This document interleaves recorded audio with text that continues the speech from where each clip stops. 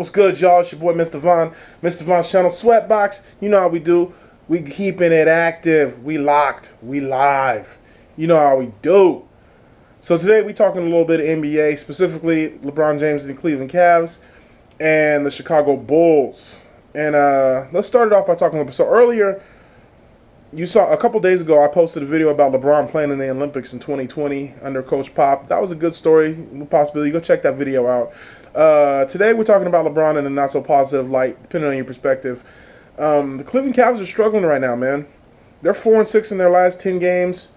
And LeBron went out in the media and said, look, this team's not good enough. We need some more help. This team is not good enough to get it done to win a championship. And I agree. If you look at how Golden State has retooled and rearmed, clearly they're the best team in the NBA right now. Cleveland is still the best team in the East. I mean, they're still the #1 seed in the East right now. But if you look at Atlanta, Boston, and Toronto, they're nipping on their heels, man. They're right behind them. So Cleveland's got to start playing better. There was a rumor that Carmelo Anthony was on his way to Cleveland in a trade for Kevin Love. That's pretty much died down. It doesn't look like that's going to happen. But I don't know, man. Kevin Love has been a disappointment this season. His numbers are down. He's not played well.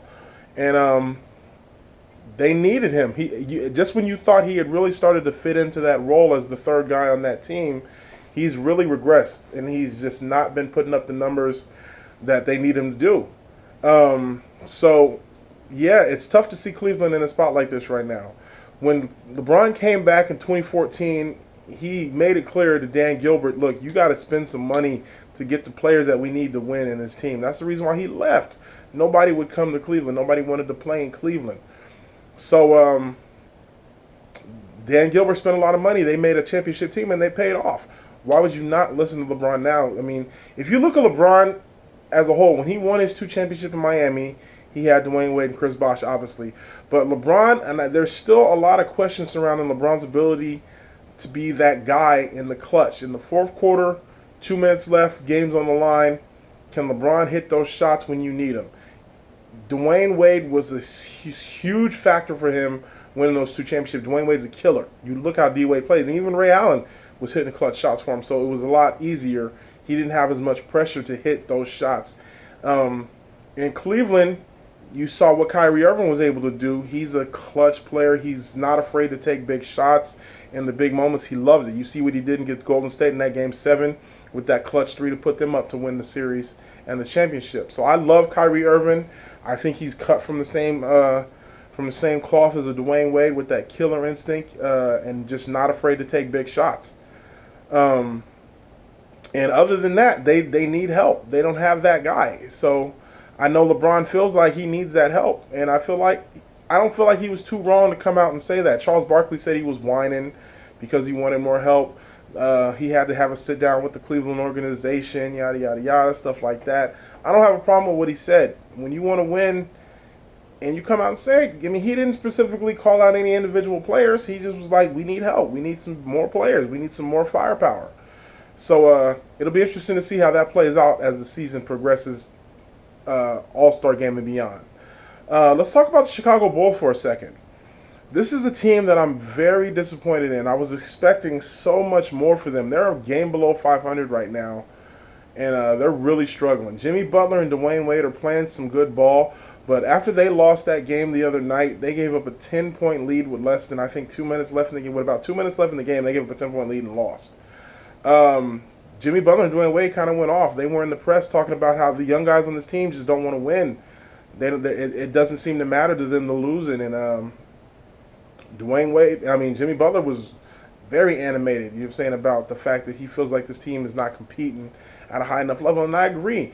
Rajon Rondo, who was brought to that team to be the third guy on that team as far as and to be the point guard to distribute the ball to Jimmy Butler and Dwayne Wade. And he is just not played well. He got benched for 5 games, and now he takes to Twitter, posts a picture of him in his Boston days and talks about my veterans that I played with would have never gone to the press. They would have talked to the team. And I'm like, Rondo, bro, first of all, you're a veteran now. You're the veteran. And let's be clear, Rondo has had problems with everywhere he's gone since he left Boston. And in his last year at Boston, he had problems there too. So it's not like Rondo's the ultimate team guy. He's had problems with it. He couldn't make it work in Sacramento. He couldn't make it work in Dallas. He was hoping to get a fresh start in Chicago, and now he's having problems in Chicago. He just got benched for 5 games.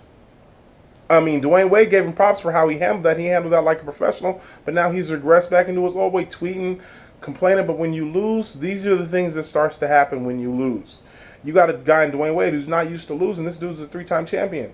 Dwayne Wade said, I'm a 3-time champion. I'm 35 years old. Winning shouldn't mean more to me than it does to these young guys, and I agree. But Dwayne's a competitor. Jimmy Butler's a competitor.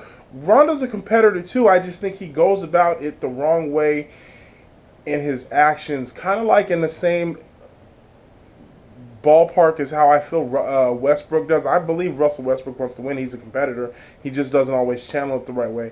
Rondo's like that, but worse, because he's not as good of a player as Westbrook, not even close.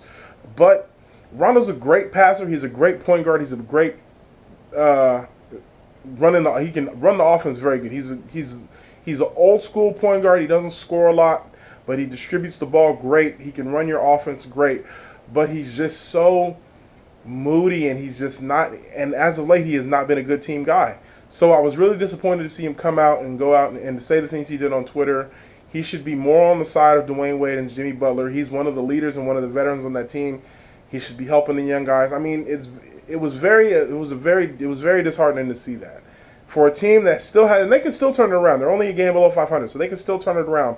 But I was expecting this team to be one of the top 4 teams in the league, and they have just not done it this season. It's not too late. Like I said, they can still clean it up, but I want to see more from Rajon Rondo. Jimmy Butler and Dwayne Wade can only do so much. Jimmy Butler has had an awesome year. All-star year, starter. He's done great things. He's been awesome. I want to see more. I want to see more from that team. They should be better. All right, y'all. I'm going to wrap this up. It's your boy, Mr. Von. You know how we do. Make sure you like, share, and subscribe. Thank y'all for checking out these videos. Yo, man, that's about it. Until next time, 100. Peace. Yeah. Mr. Von. Sweatbox. Let's go.